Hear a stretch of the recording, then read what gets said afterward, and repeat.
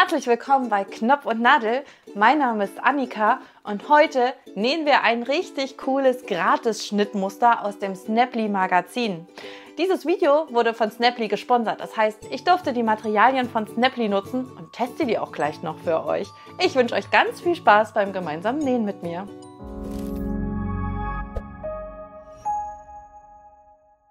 Ich habe für euch heute nicht nur ein Gratis-Schnittmuster im Gepäck.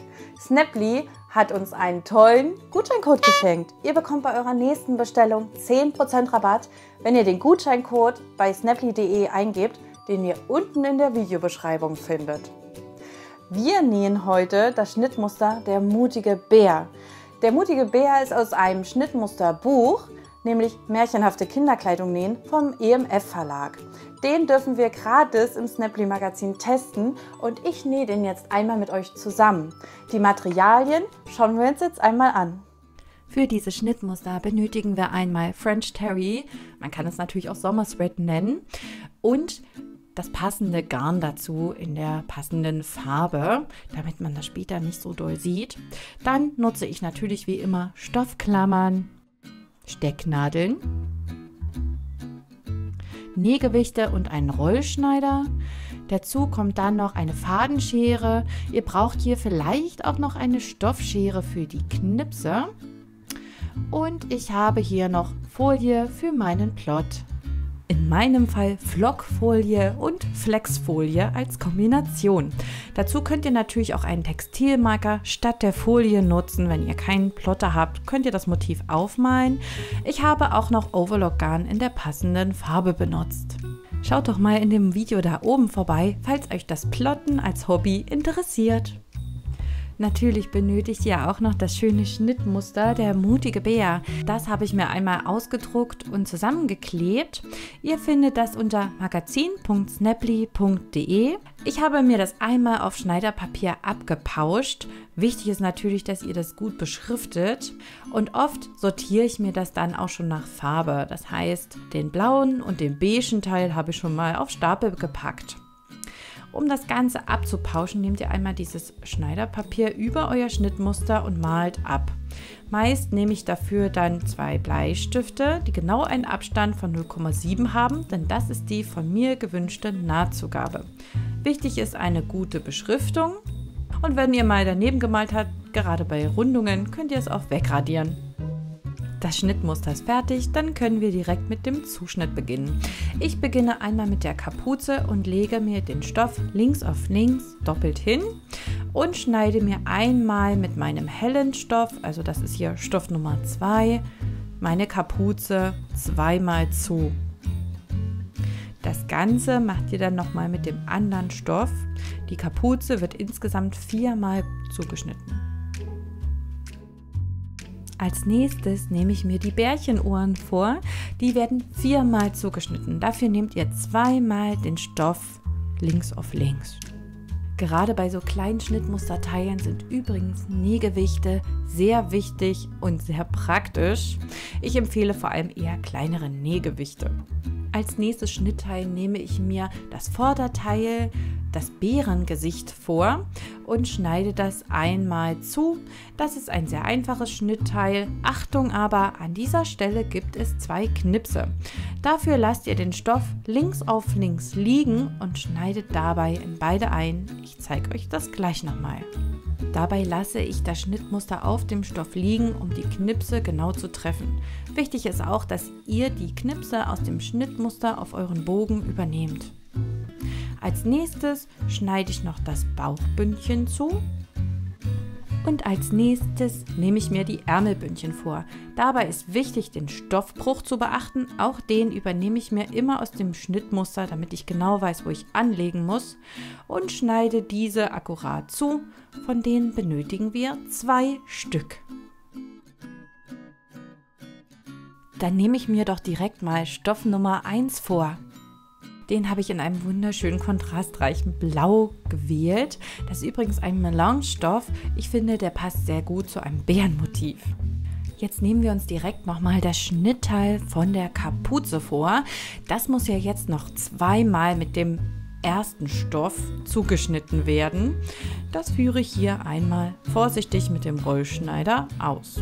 Wichtig ist, wie immer, Finger weg vor der Klinge. Jetzt schneiden wir das obere Vorderteil aus.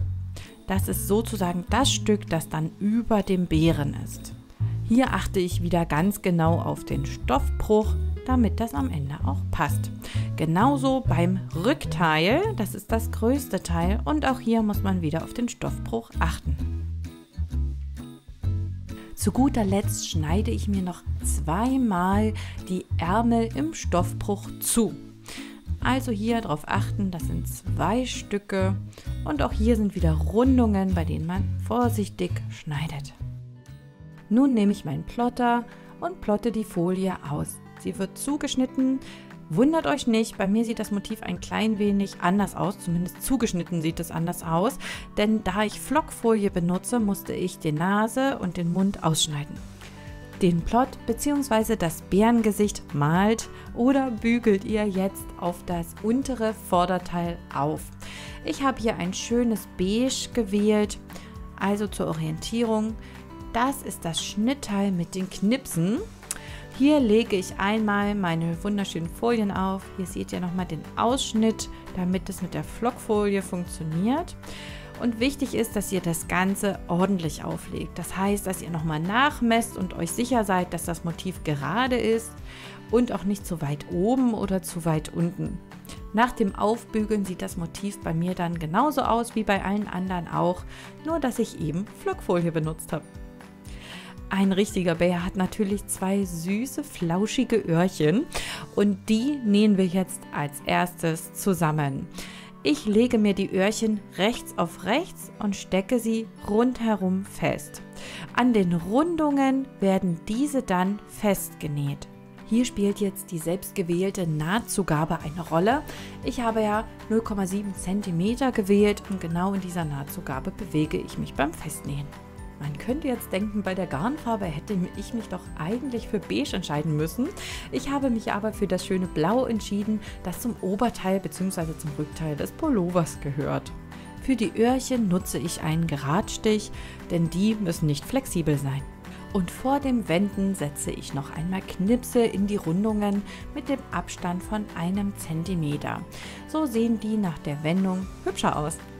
Dabei passe ich natürlich auf, dass ich innerhalb der Nahtzugabe bleibe und nicht in meine Naht schneide. Jetzt können beide Ohren einmal gewendet werden. Durch die Knipse bekommt ihr eine viel schönere Form. Dabei gilt die Faustregel, je enger ich die Knipse setze, desto schöner wird die Form bei so kleinen Rundungen. Die Ohren werden nun einmal abgesteppt. Dafür nutze ich den Abstand von 0,5 cm. Den kann ich sehr gut an meinem Nähfüßchen ableiten, indem ich einfach immer vor dem zweiten Schenkel bleibe. An den abgesteppten Nähten sieht man jetzt sehr stark die von mir gewählte Garnfarbe. Ich überlasse es natürlich euch, ob ihr lieber den Ton vom Bärenkopf treffen wollt oder lieber wie ich euch für das Ober- bzw. Rückteil entscheidet. Der Bär hat jetzt bei mir abgesteppte blaue Nähte, aber in einem eher sanften Ton. Die abgesteppten Bärenohren werden jetzt am Bärengesicht angebracht.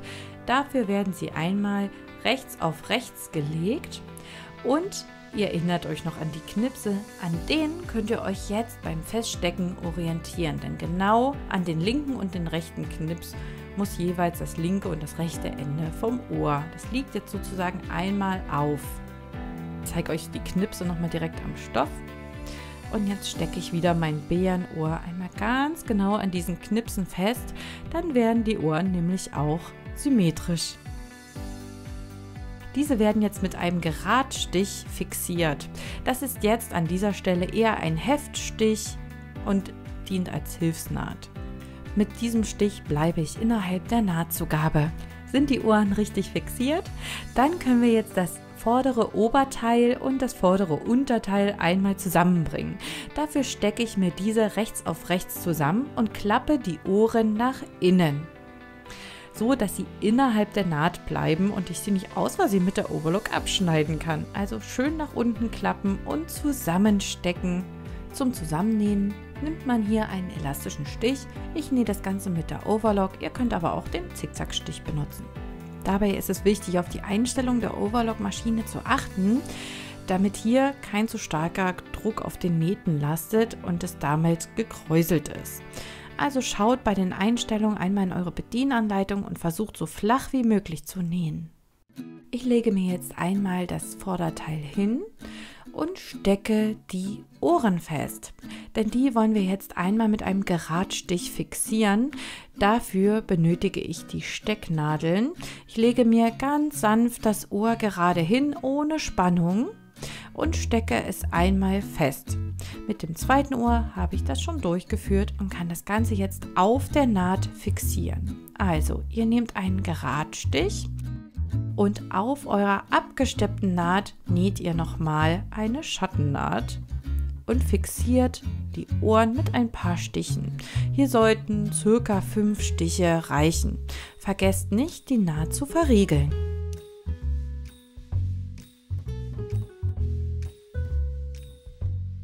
Als nächstes wird der Bärenkopf abgesteppt.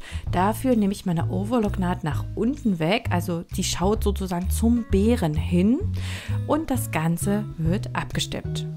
Dafür wähle ich einen Geradstich und einen geringen Nähfußdruck, um Wellen zu vermeiden, und nähe ungefähr mit einem Abstand von 0,5 cm, denn ich möchte ja die Nahtzugabe absteppen.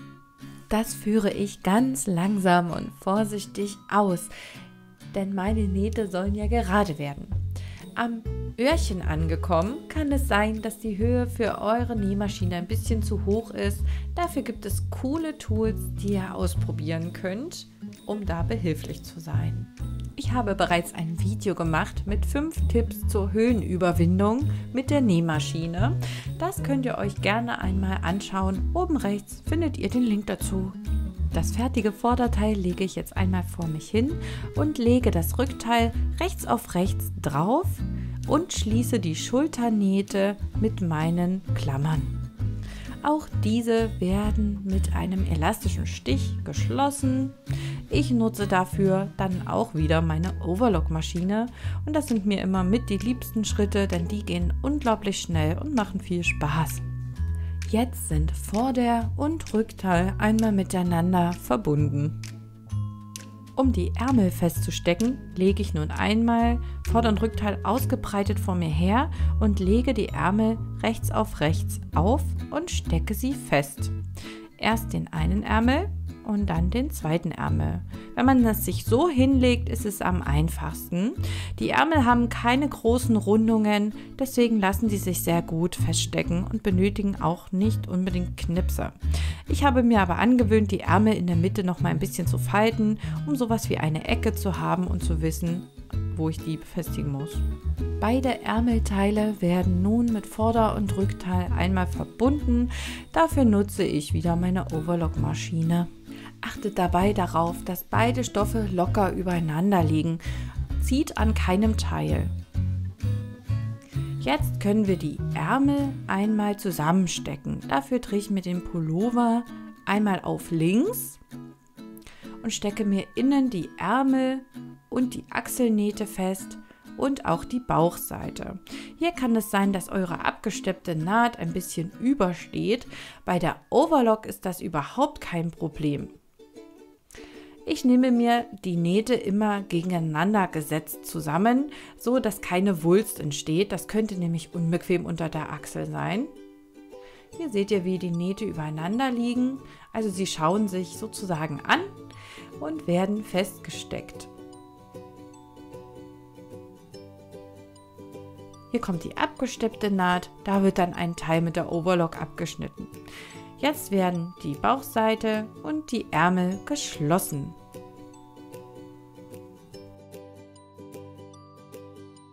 Ich beginne jetzt am Ärmel und nähe einmal bis zu der Achselnaht. An der Stelle von der Achsel werde ich dann mit der Overlock etwas langsamer und schaue, dass die Nähte auch ja übereinander liegen bleiben. Ihr könnt hier zum Beispiel auch eine Pinzette nutzen, um den Stoff gut unter das Nähfüßchen zu bringen. Dabei dreht ihr dann ganz leicht den Stoff. Zum Ende hin wird dann auch noch mal ein Stück von dem abgesteppten Beeren mit weggeschnitten, damit alles wieder gerade ist. Fadenraupen musstet ihr übrigens bis hierher noch nicht verstecken. Die kommen erst bei dem Bündchen wieder zum Einsatz. Bis dahin bleiben alle Nähte fest. Ich lege mir jetzt einmal meinen Pullover vor mir her und drehe ihn auf rechts. Wenn ihr euch gegen die Kapuze entschieden habt, könnt ihr hier das Bündchen annähen. Ich hingegen widme mich jetzt einmal meinen Kapuzenschnitt teilen. Dabei werden einmal die Rundungen festgesteckt, also der Stoff 1 und Stoff 2 werden rechts aufeinander gelegt und ordentlich festgesteckt. Und wir schließen jetzt nur oben diese Rundungen und beim zweiten Stoff auch. Das erledigt für mich ganz schnell wieder meine Overlock-Maschine. Bei den Rundungen müsst ihr ein bisschen vorsichtiger sein beim Nähen, damit ihr das auch richtig hinbekommt und nicht aus Versehen rausnäht.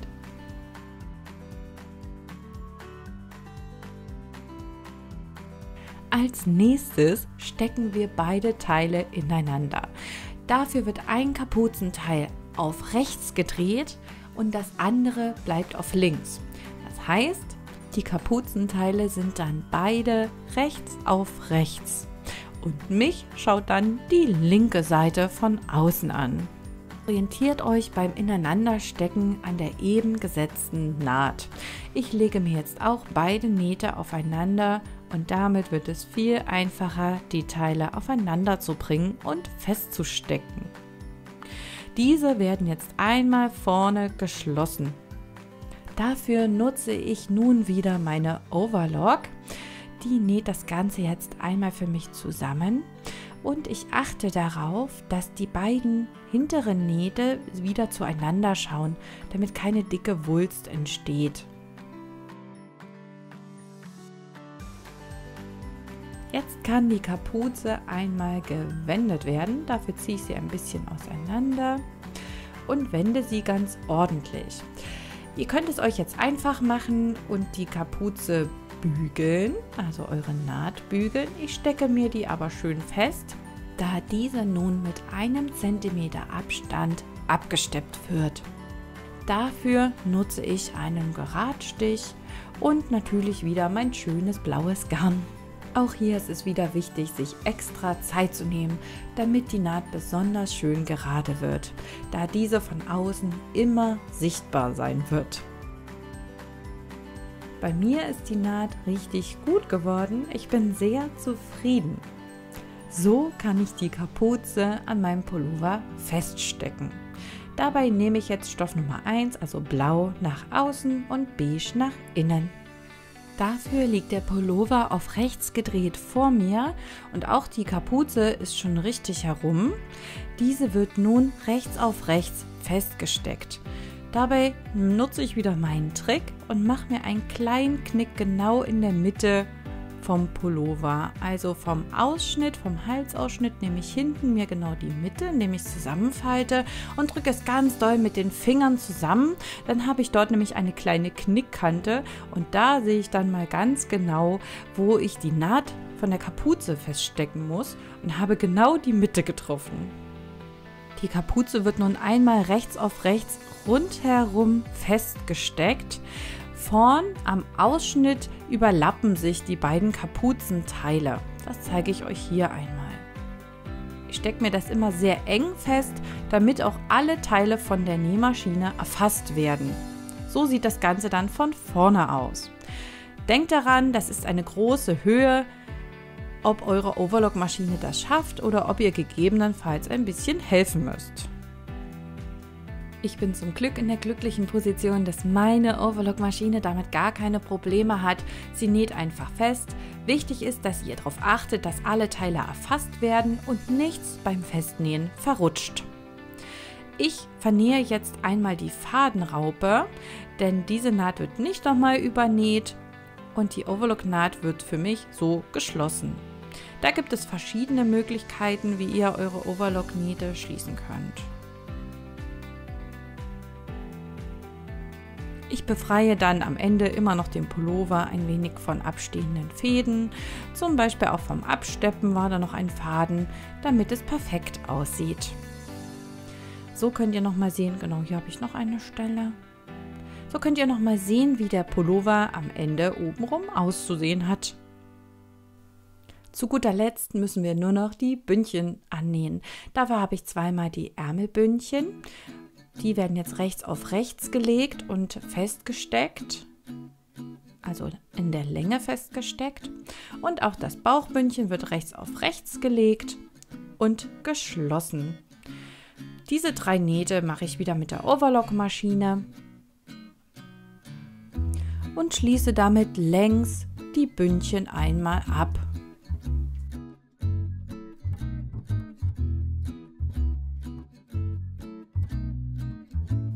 Jetzt können wir auch direkt die Bündchen feststecken. Dafür wird der Pullover auf links gedreht.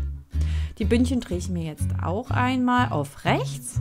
Habe mir die Fadenraupen schon abgeschnitten, damit es am Ende ein bisschen einfacher wird. Und diese werden jetzt in den Pullover gesteckt. Da passe ich auf, dass sich wieder Naht auf Naht trifft. Und die andere Seite des Bündchens ist dann sozusagen auch die andere Seite des Ärmels. So habe ich halb und halb genommen. Zu vierteln ist bei so engen Bündchen nicht so richtig sinnvoll. Da sind die Klammern beim Nähen fast schon im Weg. Also 2 Klammern reichen an der Stelle. Einfach immer der Naht und dann nochmal an der gegenüberliegenden Seite. So wird das Ganze festgesteckt und jetzt nehmen wir uns einmal das Bauchbündchen vor.